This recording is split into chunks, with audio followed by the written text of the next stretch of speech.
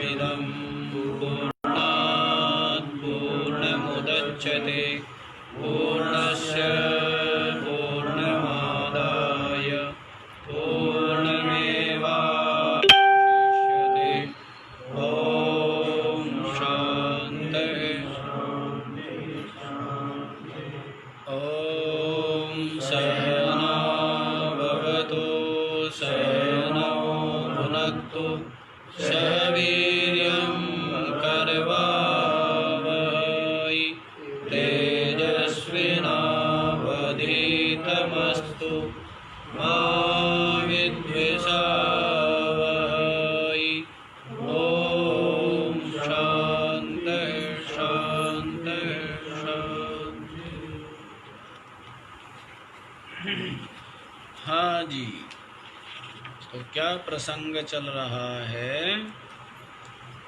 प्रसंग चल रहा है सगुण उपासना और ब्रह्म ज्ञान का, है ना? कि जो मेरे विश्वरूप की जो सगुण स्वरूप है उसकी उपासना करते हैं, वो मेरे मत में युक्ततम है। और जो अव्यक्त अक्षर व्यापक अचिंत्य अनिर्देश्य कूटस्थ अचल ध्रुव जो आत्म तत्व है उसका आत्म रूप से चिंतन करते हैं, उनके विषय में तो कहना ही क्या, वे तो मेरे को ही प्राप्त हो जाते हैं, मेरे को अत्यंत शीघ्र तुरंत ही प्राप्त कर लेते हैं। तो उसी के लिए बतला रहे हैं चतुर्थ श्लोक, इसका दोबारा पाठ कीजिए। संनियम्येन्द्रियग्रामं सर्वत्र समबुद्धयः ते प्राप्नुवन्ति मामेव सर्वभूतहिते रतः।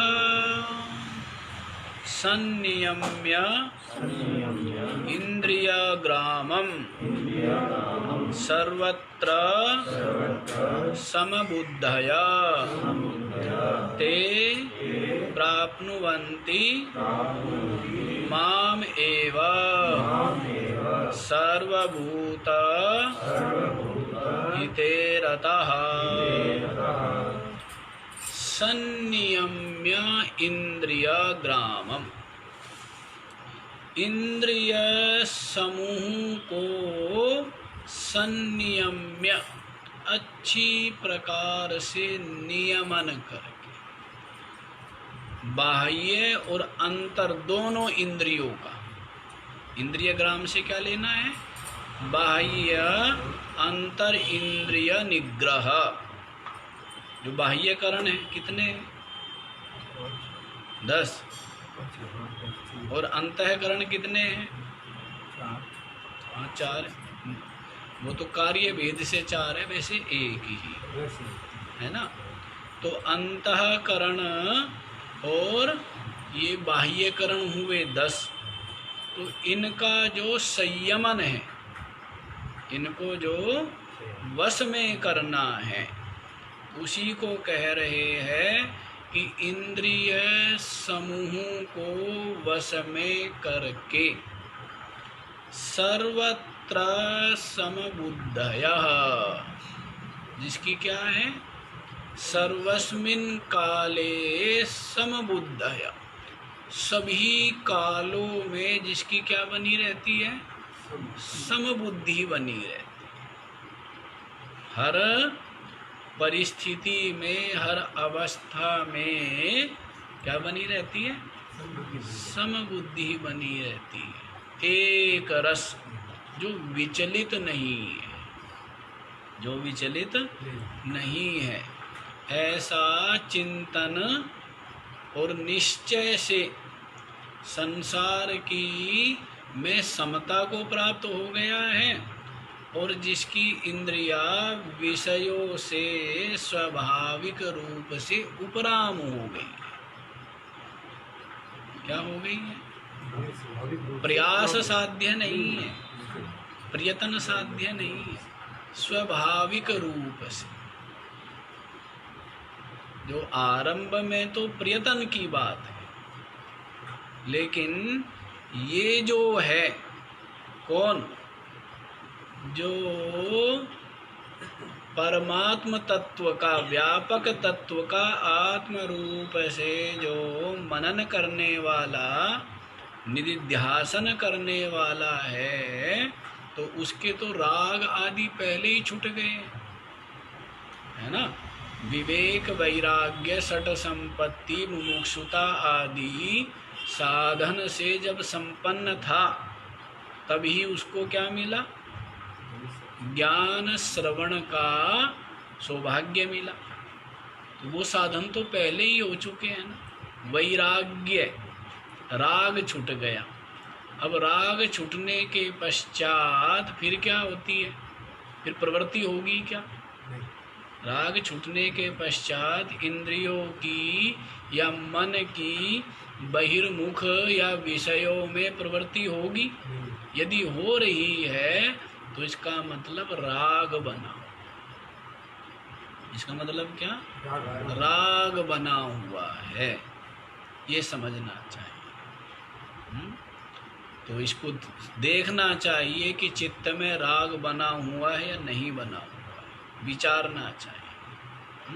और विचार करके और विषयों में घृणा बुद्धि, दोष दर्शन करके अपने चित्त को स्वाभाविक रूप से उपराम कर लेना चाहिए। इसको क्या कहेंगे? वैराग्य।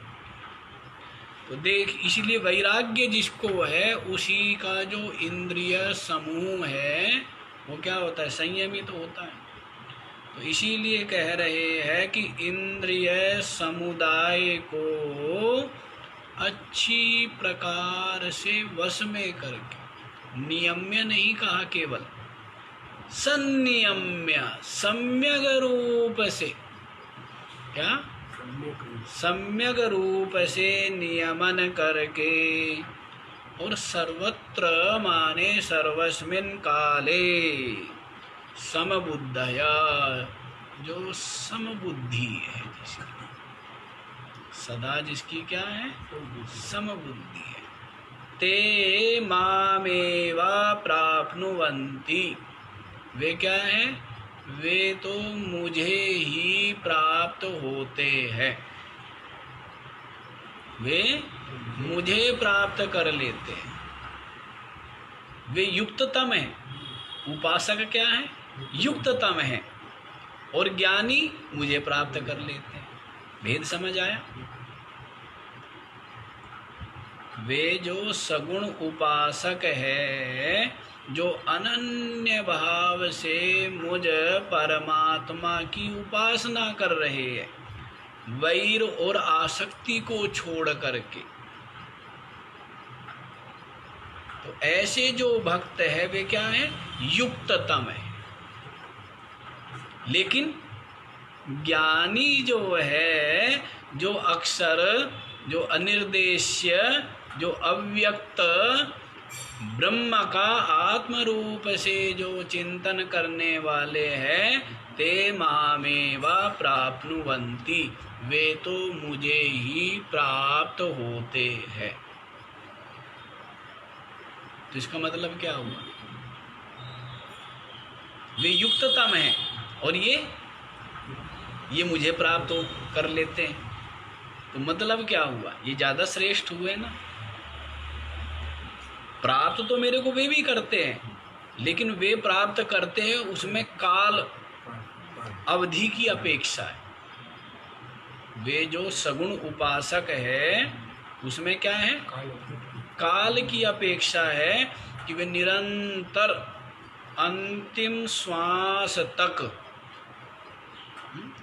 पीछे भी भेद बता दिया था, ज्ञानी को के लिए कोई विधान नहीं है कि वो जब शरीर छूट रहा हो, जब प्राणांत हो रहे हो, तब भी उसका ब्रह्म चिंतन हो।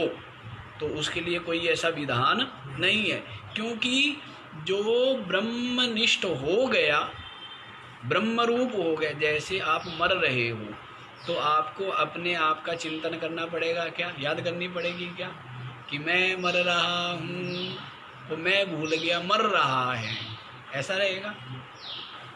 तो मैं तो रहता है ना। तो ज्ञानी का तो ये अनुभव हो गया है कि मैं आत्मा हूँ, वो निश्चय है उसका, तो क्या वो मरण काल में छूटेगा या सोते समय छूटता है क्या? ज्ञानी का ये निश्चय, ये अनुभव एक क्षण के लिए भी आपका होता है क्या कि मैं भूल गया अपने आप को, विस्मृत हो गया, ऐसा कोई सा समय आप बतलाइए हैं? कोई ऐसा समय बताओ जब आप अपने आप को भूले रहते हैं, कोई समय बताइए, कोई तो होगा। कि जब मैं भोजन करता हूँ ना, और जब भोजन में स्वाद आता है, रस आता है, उस समय मैं अपने आप को, देखो स्वाद किसको आ रहा है, उस स्वाद किसको आ रहा है, उस स्वाद को जान कौन रहा है? तो कब आप अपने आप को जब मैं सोता हूँ ना जी, मैं सब भूल जाता हूँ, अपने आप को ही भूल जाता हूँ, अंतःकरण ज्ञान नहीं कर रहा है, लेकिन उस समय भी आप सो के उठ के कहते हो कि भाई बड़ा आनंद आया और मैंने कुछ नहीं जाना। तो इसका मतलब उस जो आनंद, जो सुख है, उस सुख को कोई जानने वाला है। और जो मैंने कुछ नहीं जाना, मेरे कुछ पता नहीं लगा, तो उस अज्ञान को भी कोई जानने वाला है। वो कौन? वो मैं। तो आप अपने आप को विस्मृत होते हो? नहीं होते हो। तो ज्ञानी को तो जैसे ही निश्चय हुआ कि मैं आत्मा हूँ, ये अनुभव हुआ, तो उसी समय वो ब्रह्म रूप हो गया, मुक्त है, वो परमात्मा रूप। लेकिन उपासक के लिए क्या है?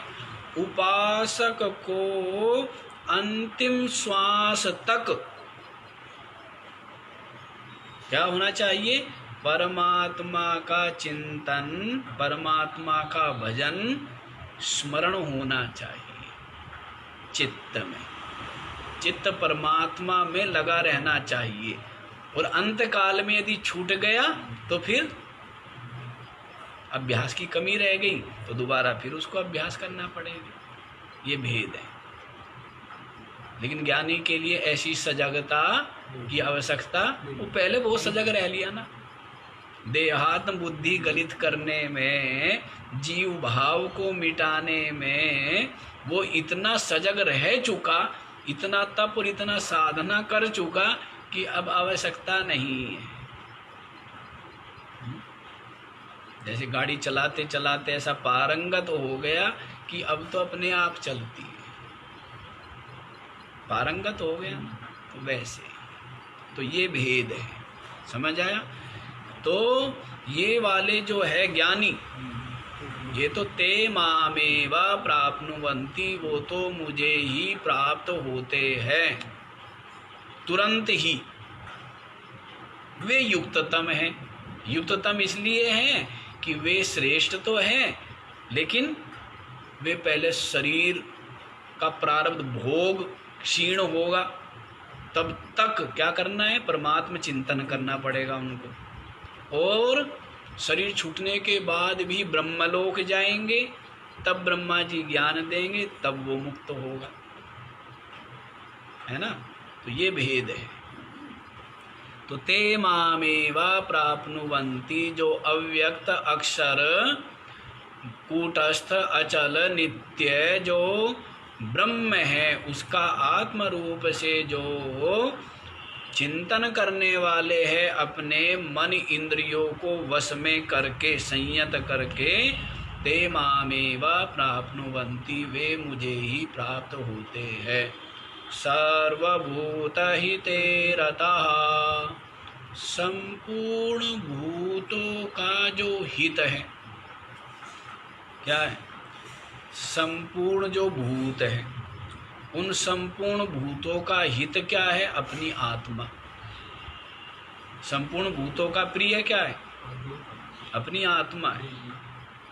है ना। आपका सबका प्रिय का, वही हनुमान जी भी कहा है ना कि क्या, सबको देह परम प्रिय स्वामी, ऐसा करके बोले हैं ना कि तो सबको अपना आपा तो सबको प्रिय है, अपना आपा तो सबको प्रिय है, देह से नहीं आत्मा से अभिप्राय। तो समस्त भूतों का जो हित है वो क्या है, आत्मा। समस्त भूत समुदाय का हित क्या है, प्रिय क्या है, हित। जो हितकर हो, जो प्रिय हो, वो अपनी आत्मा है। तो उस आत्मनि रतः, जो आत्मचिंतन में ही रत है, लगे हुए, ये ऐसा अर्थ एक महात्मा ने किया था। और यही वास्तविक अर्थ है। ऐसा अर्थ लगाएंगे ना कि सर्वभूत हिते रतः, तो वो ठीक नहीं लगता है कि समस्त भूतों के हित में ही लगा हुआ है। तो अभिप्राय क्या है, अभिप्राय मतलब वो क्या है, कहीं झाड़ू लगाएगा, कहीं कुछ करेगा, कहीं इलाज करवाएगा, कहीं भूखों वो करवाएगा, कहीं भंडारा करेगा, कहीं वो सब भूतों के हित में लगा हुआ है ना। वो तो बहिर्मुख हो गया सारी बात, सारी बातें क्या है। तो समस्त भूतों का हित क्या है, अपनी आत्मा ही है। तो तस्मिन् रता, अपनी आत्मा में जो रत है, अपनी आत्म चिंतन में जो लगा हुआ, आत्मा में ही जिसकी मन बुद्धि ठहरी हुई है, उसी को क्या कहेंगे, सर्वभूत हिते रता। और साधारण अर्थ तो है ही, आप लोग जानते हैं कि समस्त भूतों के हित में लगा हुआ है। तो कैसे लगा हुआ होगा, कैसे लगेगा बताइए, क्यों जी। समस्त भूतों का हित क्या करेगा, वो करता फिरेगा। अब करेगा भी तो समस्त भूतों का हित तो होगा नहीं, कुछ ही भूतों का होगा, हैं। यदि हित करेगा भी, भूखों को भोजन दे, इलाज कराए, ये सब करे, तो सर्वभूतों का तो हित नहीं होगा ना, कितनों का होगा, कुछ का ही होगा। तो समस्त भूतों का हित कहाँ हुआ। तो सर्वभूत हित, यही अर्थ उचित लगता है कि समस्त भूतों का हित तो यही है। और दूसरा, सबका मंगल और भाव हो, कल्याण हो, ऐसा भाव जिसका है, उसको भी सर्वभूत हित कह देंगे। तो उसमें ही जो लगा हुआ है, तो पहले वाला अर्थ ही उचित लगता है कि समस्त भूतों के हित में जो लगा हुआ है, मतलब अपनी आत्मचिंतन आत्मनिष्ठा में जो लगा हुआ है, वो मामेवा प्राप्नुवन्ति, वो मुझे ही प्राप्त होता है। तो इस प्रकार से बतला दिया है। क्या बतला दिया है कि ज्ञानी तो मुझे ही प्राप्त कर लेता है, और सगुण उपासक जो है उनको समय लगता है। सगुण उपासक मेरे को तुरंत प्राप्त नहीं करते, उनको घूम के आना पड़ता है। और ज्ञानी वो जैसे ही अज्ञान मिटा, जैसे ही अपनी आत्मा की ब्रह्म रूपता का अनुभव हुआ, वैसे ही वो मुक्त हो जाता, मुझे प्राप्त कर लेता। ये बात बतला दी है। तो आगे देख लो जी, ज्ञानी त्वात्मयु में मतम, पीछे आया ही है 7वें अध्याय में। ज्ञानी तो क्या है, मेरी अपनी आत्मा ही है, मेरा अपना स्वरूप ही है, वो तो ब्रह्म ही है, वो तो परमात्मा ही है ज्ञानी। ज्ञानी तो परमात्मा ही है। और अब लेकिन अब इस ज्ञान और अपनी आत्मा की अनुभूति में कितना कष्ट या लगन है, वो सायंकाल हम लोग खूब विस्तार से बात कर चुके हैं ना। उसी बात को अब 5वें श्लोक में भगवान श्री कृष्ण बतला रहे हैं। तो देखो क्या कहते हैं, क्लेशोऽधिकतरस्तेषामव्यक्तासक्तचेतसाम् अव्यक्ता हि गतिर्दुःखम् देहवद्भिरवाप्यते। क्लेशः अधिकतरः तेषाम् अव्यक्तासक्तचेतसाम् अव्यक्ताः हि गतिः दुःखम् देहवद्भिः अवाप्यते। तेषाम् अव्यक्तासक्तचेतसाम् अधिकतरः क्लेशः। तेषाम् माने उन माने अव्यक्तासक्तचेतसाम्, अव्यक्त में आसक्त है चित्त जिनका, अर्थात निर्गुण परमात्म तत्व के चिंतन में जो लगे हुए हैं, जो निर्गुण निराकार निरुपाधिक जो चेतन तत्व है, उनमें ही जिनका चित्त लगा हुआ है, उसकी ही प्राप्ति के लिए जो चिंतन परायण है। बाहर कहीं और आसक्ति नहीं है। अब आसक्ति रह गई है तो क्या? तत्व प्राप्ति तत्व चिंतन में, उनकी बात है, इनकी बात है। जो बाह्य आसक्ति वाले उनकी बात नहीं है।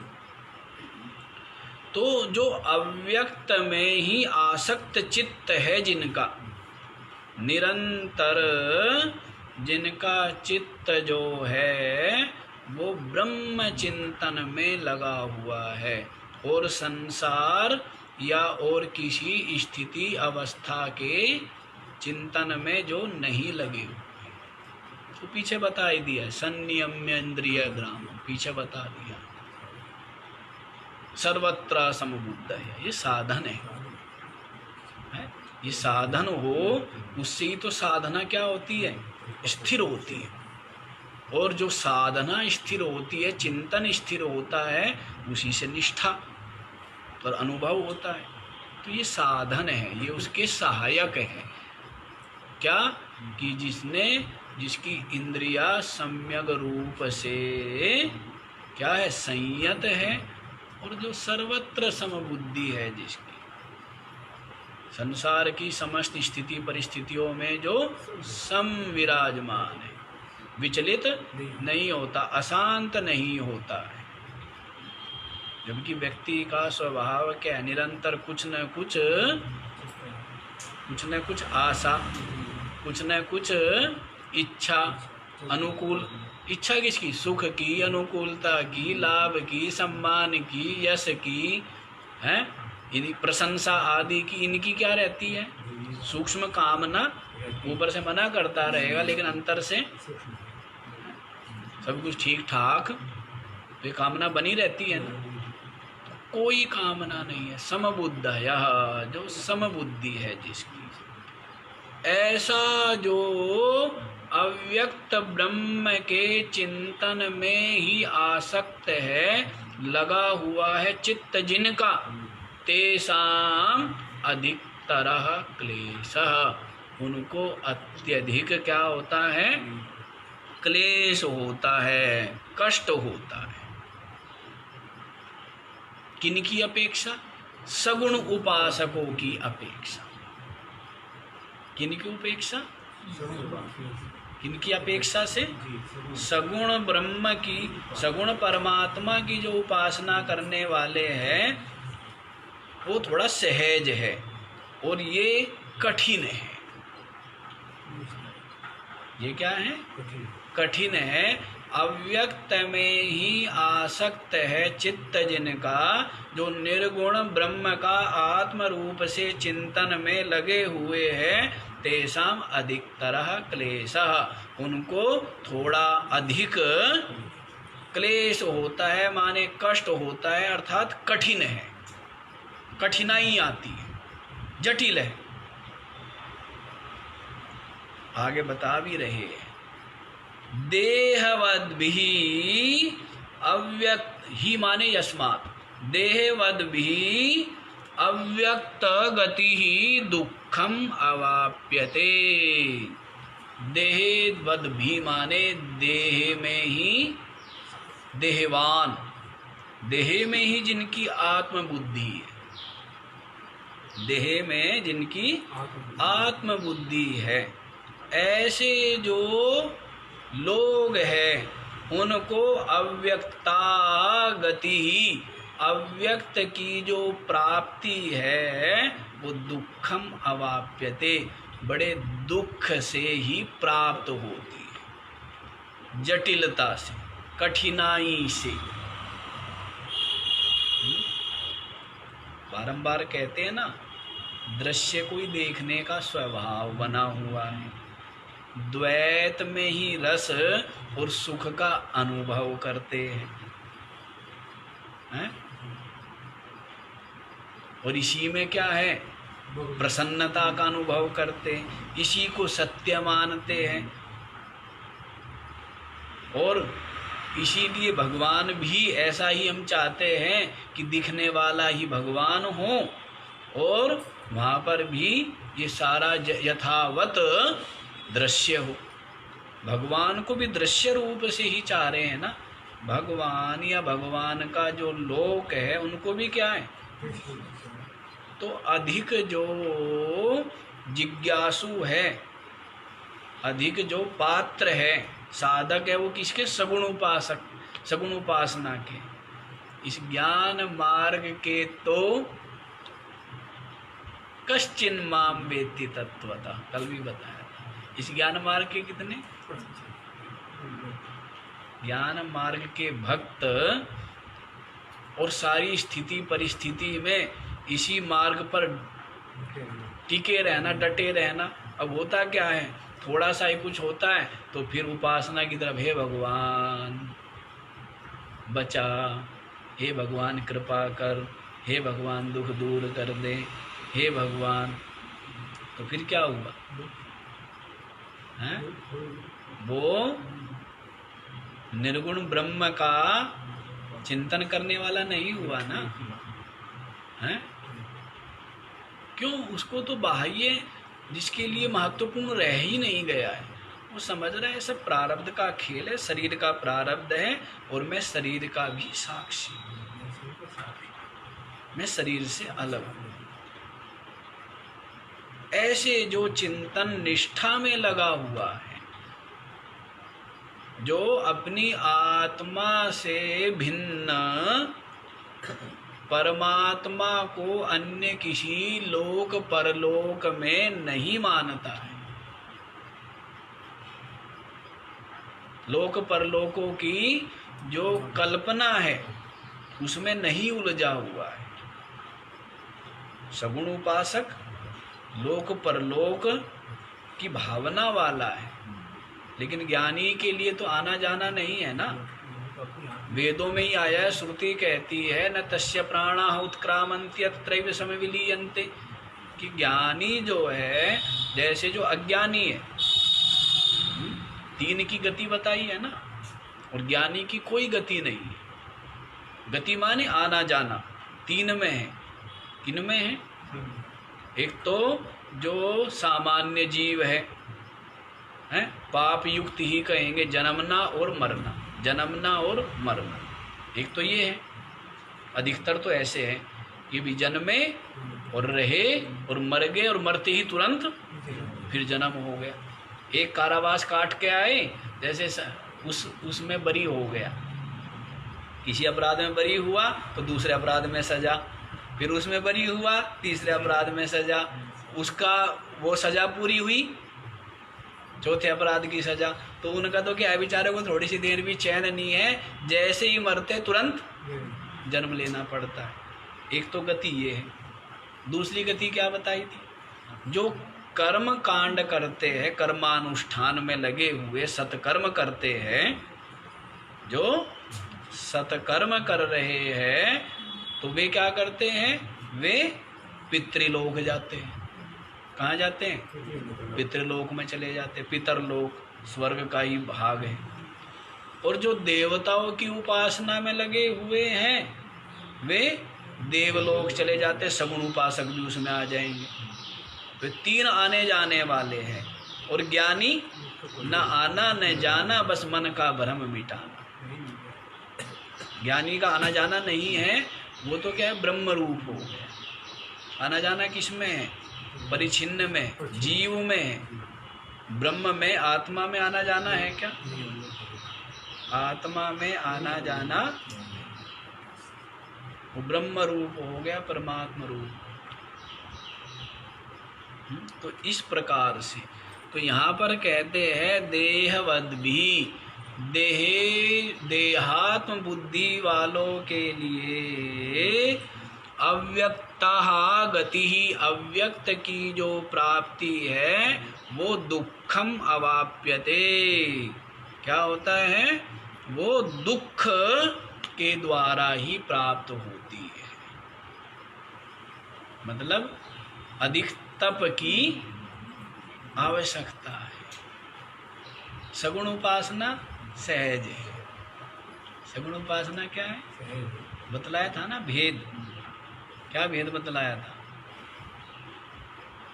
जो ये ज्ञान मार्ग पर चला जाता है पूरी तैयारी के साथ चला जाता है, और उपासना के मार्ग पर चलने के लिए विशेष तैयारी की आवश्यकता, बस भक्ति करने लग जाओ। जैसे जैसे भक्ति बढ़ेगी, प्रेम बढ़ेगा, वैसे वैसे आसक्ति छूटती चली जाएगी। और ज्ञान मार्ग में क्या है? पहले आसक्ति छोड़ो। क्या जी? पहले आसक्ति छूटे तब ही ब्रह्म चिंतन होगा। ये भेद है। और कहते वही तो काम कठिन है हमारे लिए, संसारी जीव के लिए। संसार की आसक्ति छोड़ना ही तो कठिन काम है। परमात्मा की प्राप्ति कोई कठिन थोड़े ही है, आसक्ति छोड़ना कठिन है। भेद समझ आया? ज्ञान मार्ग में पहले आसक्ति छोड़नी पड़ती है। वैराग्य युक्त हो करके अनासक्त हो तो तभी ब्रह्म चिंतन होगा। और भक्ति मार्ग में, सगुण भक्ति मार्ग में क्या है कि बस परमात्मा के से प्रीति करनी है, भक्ति करनी है, परमात्मा चिंतन। तो धीरे धीरे क्या होगी? आसक्ति अपने आप छूटती चली जाएगी। ये सरलता है। इसीलिए भगवान श्री कृष्ण कह रहे हैं कि ये जो अव्यक्त में ही आसक्त है चित्त जिनका, जो ब्रह्म का आत्म रूप से चिंतन करने में ही लगे हुए हैं जिनका चित्त, उनको तेषाम अधिकतरः क्लेशः, उनको क्या है? अधिक क्लेश है। ऐसा नहीं कि उपासकों को क्लेश नहीं, क्लेश उनको भी है।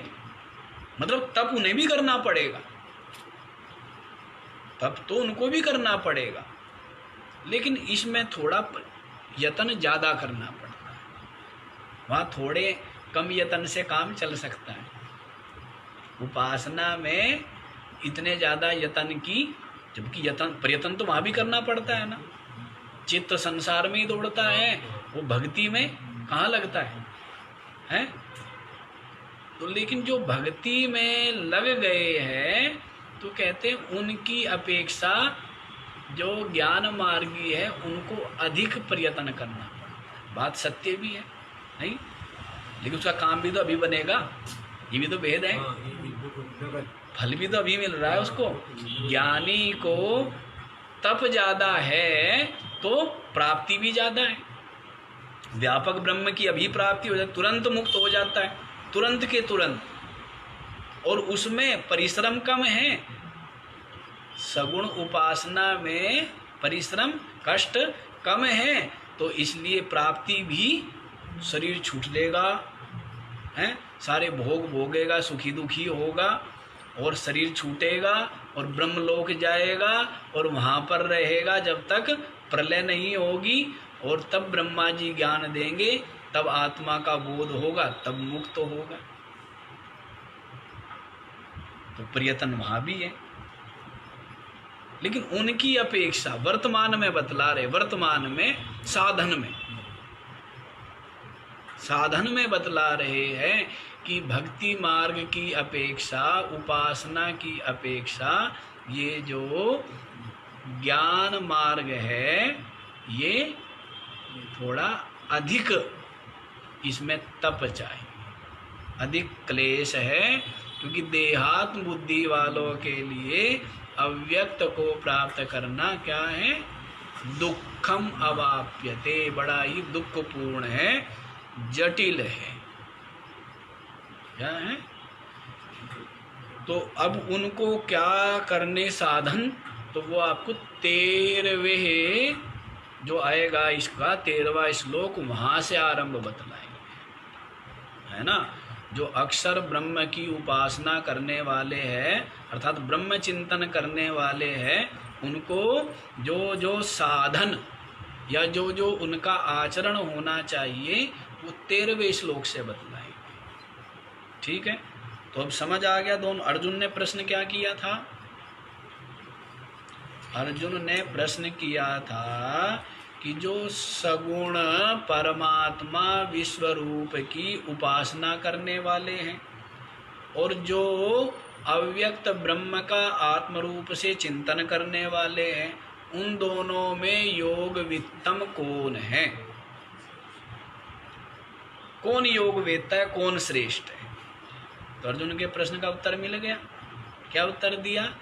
कि जो वैर रहित होकर, आसक्ति रहित होकर, समस्त भूतों में से निर्वैर होते हुए जो परया श्रद्धया, अत्यंत श्रद्धा के साथ मुझ विश्वरूप परमात्मा की उपासना करते हैं, वे क्या है? युक्ततम है।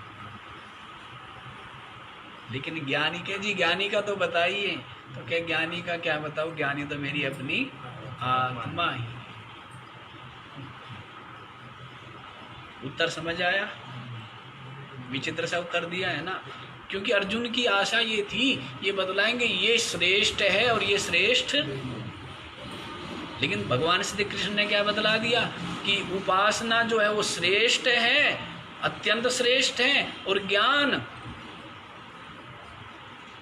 क्या इसको मैं श्रेष्ठ या परम श्रेष्ठ भी कैसे कह सकता हूं? क्यों? क्योंकि ये तो तुरंत ही मुक्त करने वाला है।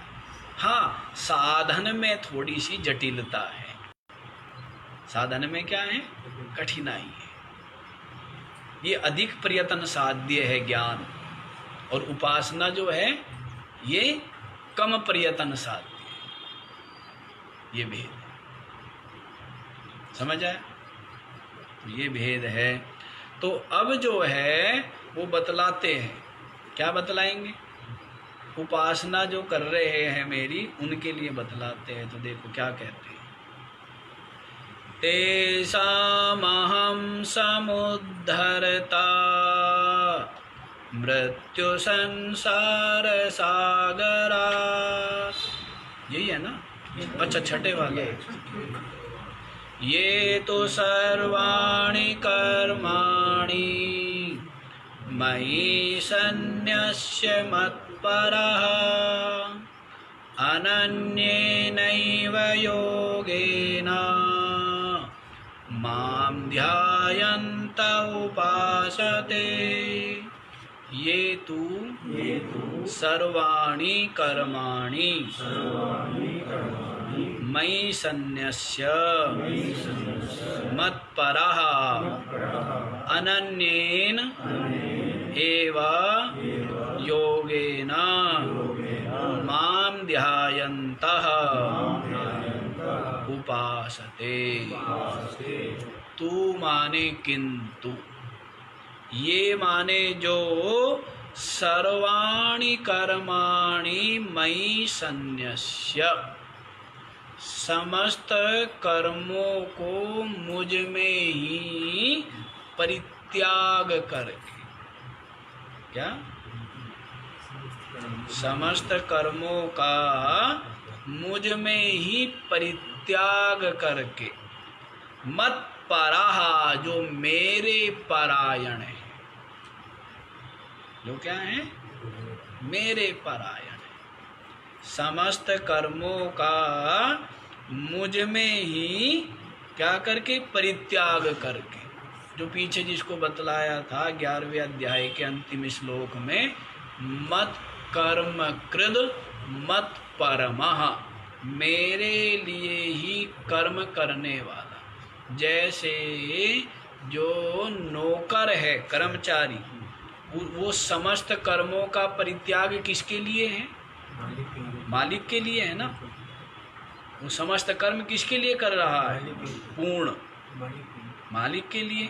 उनका जो भी फल मिलेगा, लाभ मिलेगा, वो नौकर को मिलेगा, मालिक को मिलेगा, मालिक को मिलेगा ना। तो उसी को कहते हैं मयि कर्मा सर्वाणि कर्माणि सन्न्यस्य, जो मुझ में ही संपूर्ण कर्मों को त्याग करके, अर्थात उन कर्म और कर्म फल का दोनों का मेरे में ही क्या करते हैं, मेरे में ही समर्पित कर देते हैं। ऐसे मत पराहा, जो मेरे ही परायण है, क्या, जो मेरे ही परायण हैं। तो ऐसे जो भक्त है, अनन्येन एव योगेन, जो अनन्य योग के द्वारा ही, क्या, अन्य किसी का समावेश नहीं है, उनका चित्त अन्य किसी अवलंबन में, आधार में, विषय वस्तु में नहीं जाता है। अनन्येनैव योगेन, जो अनन्य योग के द्वारा माम ध्यायन्तः, मेरा उपासते, मेरा ध्यान करते हुए, मेरी भक्ति करते हुए, मेरा चिंतन करते हुए, उपासते, उपासना करते हैं।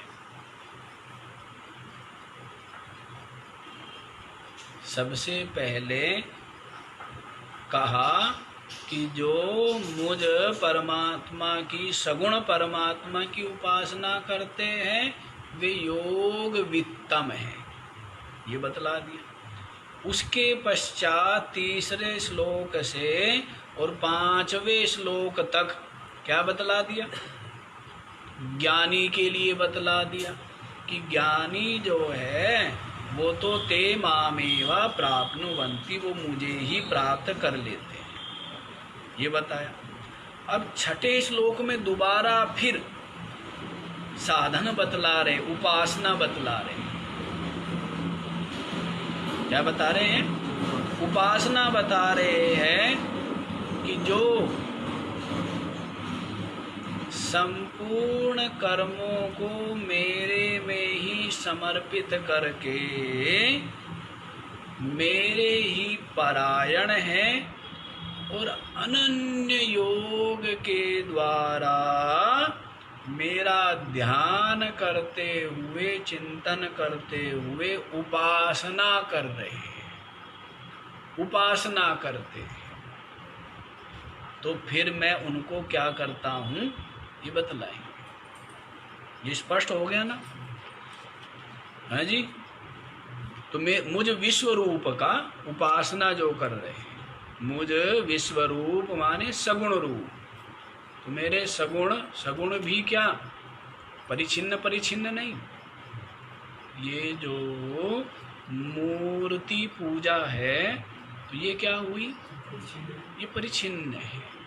ये आरंभ में मन को लगाने के लिए, अन्यथा जो साधक चिंतन करेगा वो क्या करेगा, सगुण उपासना करेगा, परमात्मा का सगुण विश्व रूप जो बता दिया है, सूर्य चंद्रमा जिसके नेत्र है, संपूर्ण विश्व जो उसी का स्वरूप है, ऐसा जो व्यापक परमात्मा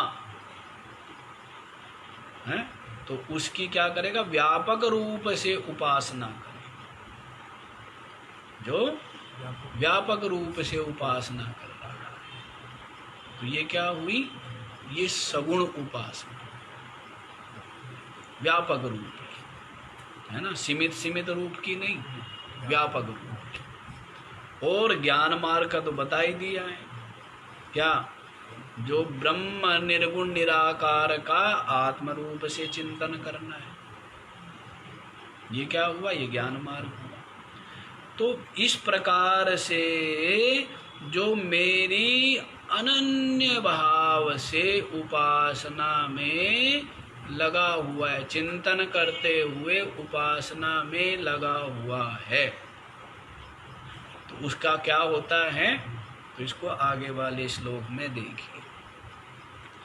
तेषामहं समुद्धरता मृत्यु संसार सागरात् भवामि न चिरात् पार्थ मय्यावेशित चेतसाम्। तेषाम् अहं समुद्धरता मृत्यु संसार सागरात् भवामि न चिरात् पार्थ मयि आवेशित चेतसाम्। तेषाम् अहम, अहम माने मैं, तेषाम माने उनका, किनका, जो पीछे बतला दिए, जो संपूर्ण कर्मों को मुझ में ही, मुझ परमात्मा में ही त्याग करके, त्यागने से अभिप्राय समस्त कर्मों का विनियोग किसमें, परमात्मा में ही कर दिया है जिन्होंने, हैं? जैसे संसारी के समस्त कर्मों का विनियोग किसमें होता है, किसी का धन में है, किसी का पद में। क्यों कर रहे हो भाई ये सब, ये पद मिल जाएगा। क्यों कर रहे हो सब, प्रशंसा के लिए। क्यों कर रहे हो सब, धन के लिए।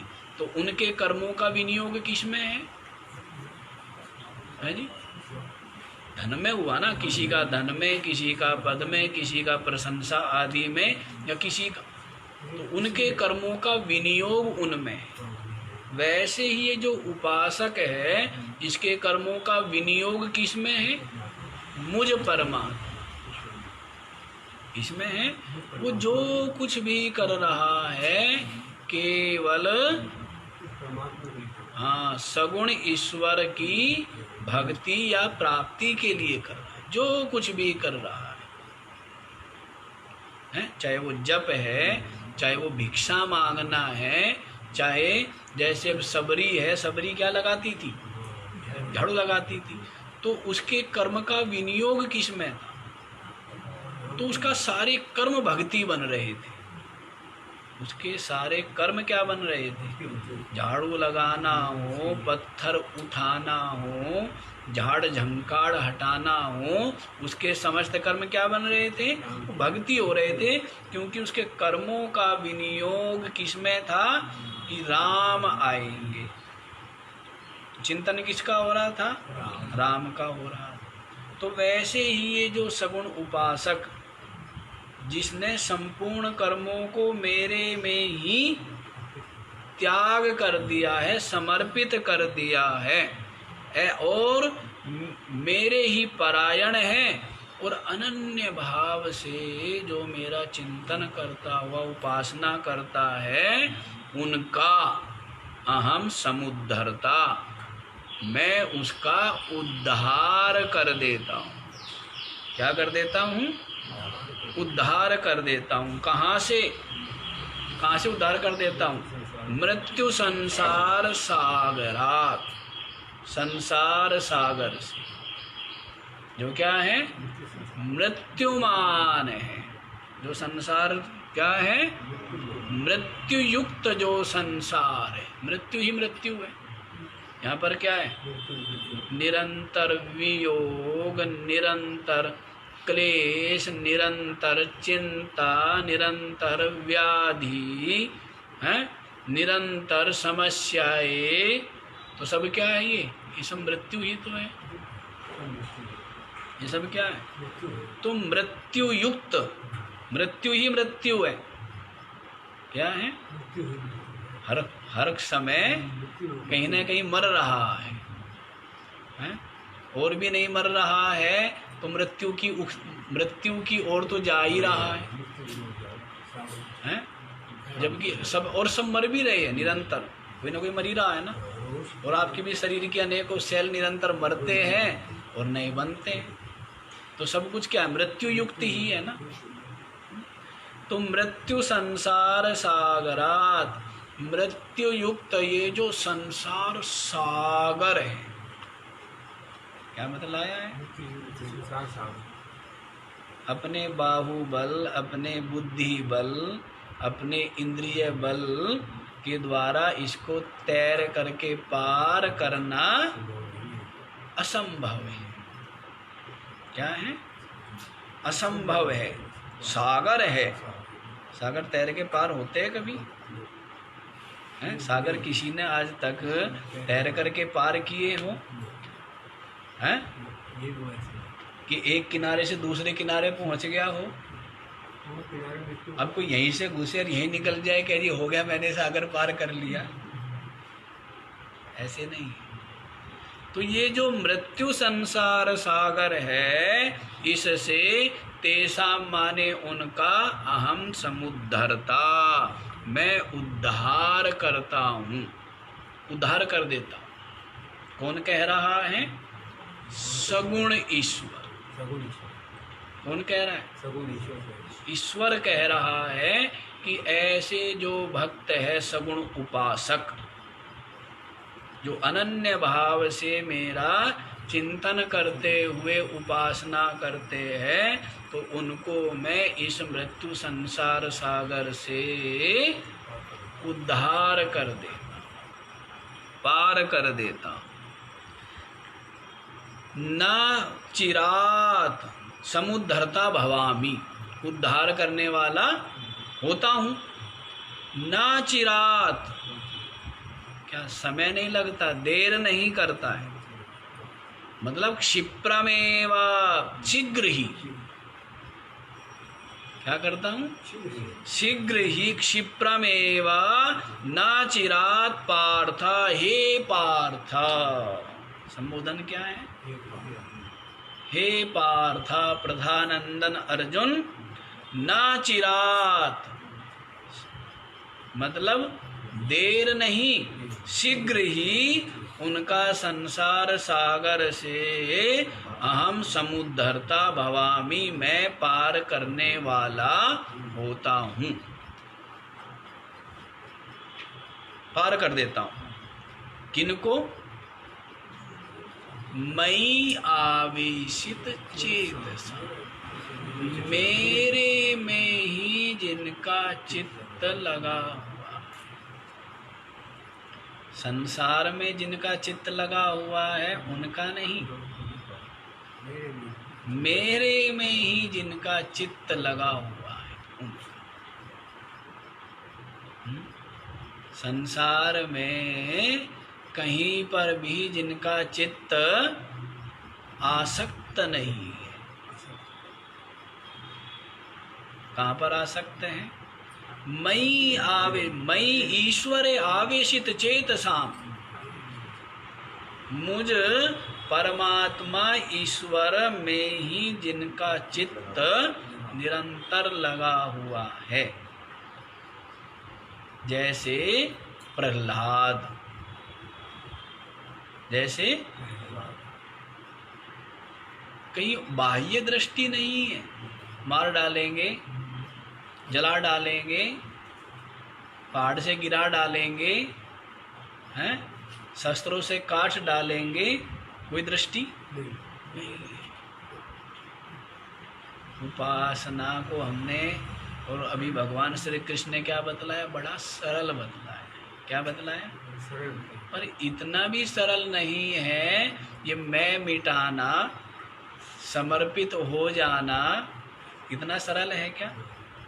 अब आदमी 2, 4, 10 घंटे बैठता है, उपासना करता है और अपना अहंकार और क्रोध और कर्तृत्व रखता है। ऐसे समझते हो क्या मेरे को? मैं इतनी भक्ति करता हूँ, समझे? तो क्या है? तो वो कर्तृत्व अहंकार भी लिए बैठा है और क्रोध आदि भी लिए बैठा है, उसके लिए नहीं है, उसकी बात नहीं है। मई आवेशित चेतसाम, मेरे में ही जिनका चित्त डूबा हुआ, तो उपासना भी इतनी सहज नहीं है। अहंकार छूट गया, पूर्ण समर्पित, पूर्ण मैं मिट गया, क्या शून्य जो हो गया, जो क्या हो गया, जीरो हो गया। अपना अस्तित्व, अपना मैं जिसने मिटा दिया। देखो मैं तो दोनों जगह गलित करना है? अब ये देख लो, वहाँ क्या है, एक अवलंबन दिखता है उपासना में ईश्वर, इसलिए थोड़ा सा सहज, थोड़ी सी सरल बता दी। क्लेश तो उसमें भी है, इसमें अधिकतर बताया। तो अधिक क्लेश जैसे होता ना, अधिक, अधिकतर, अधिकतम, तो अधिक उसमें भी है।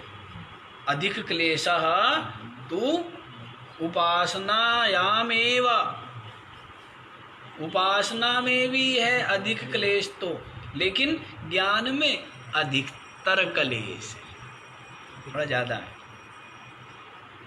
लेकिन क्लेश तप तो दोनों जगह, क्लेश अभिप्राय यहाँ पर है तप के लिए, प्रयत्न के लिए।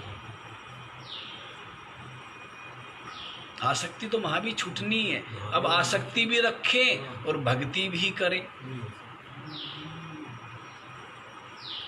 उसमें बाद में छूटेगी, और ज्ञान मार्ग में पहले छोड़नी है। ज्ञान मार्ग में क्या है, वो तो पहले ही बता दिया है, साधन चतुष्टय से जो संपन्न हो, विवेक, वैराग्य, षट संपत्ति, मुमुक्षुता, वो श्रवण का अधिकारी है। और वो श्रवण, मनन, निधिध्यासन करके तत्वनिष्ठा को प्राप्त कर लेता है। सीधा स्पष्ट तो है साधन। उपासना में लग गया, उपासना में, लेकिन इतनी भक्ति, इतनी प्रीति बढ़ती जाए कि आसक्ति गलित होती चली जाए, अहंकार गलित होता चला जाए, जीव भाव विलय होता चला जाए, जीव भाव विलय होता चला जाए। तो भक्ति भी, उपासना भी इतनी सहज नहीं। समझ आया? हाँ।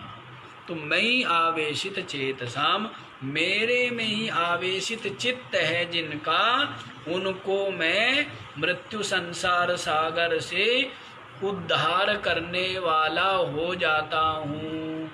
न चिरात पार्थ, इस कार्य में मैं देर नहीं करता। न चिरात, शीघ्र ही, शीघ्र ही संसार सागर से पार कर दे। समझ आया? अब संसार सागर से पार कितने होना चाहते हैं वो अलग विषय है। कितने होना चाहते हैं? कि हमारा ठिकाने बनाए यहाँ रहने की, आप कह रहे हो कि कोठी बनाते हैं, रहेंगे, एसी लगाते हैं, आप क्या कहते हो? तो कौन चलना चाहता है?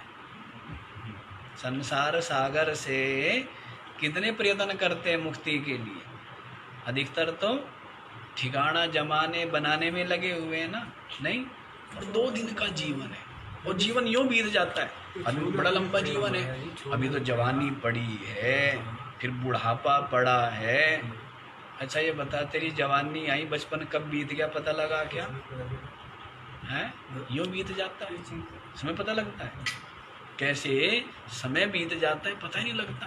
और आदमी सोचता है बहुत लंबा जीवन है, मूढ़ों के लिए होता होगा, विचारवानों की दृष्टि में तो यूं दिन यूं समाप्त हो जाते हैं।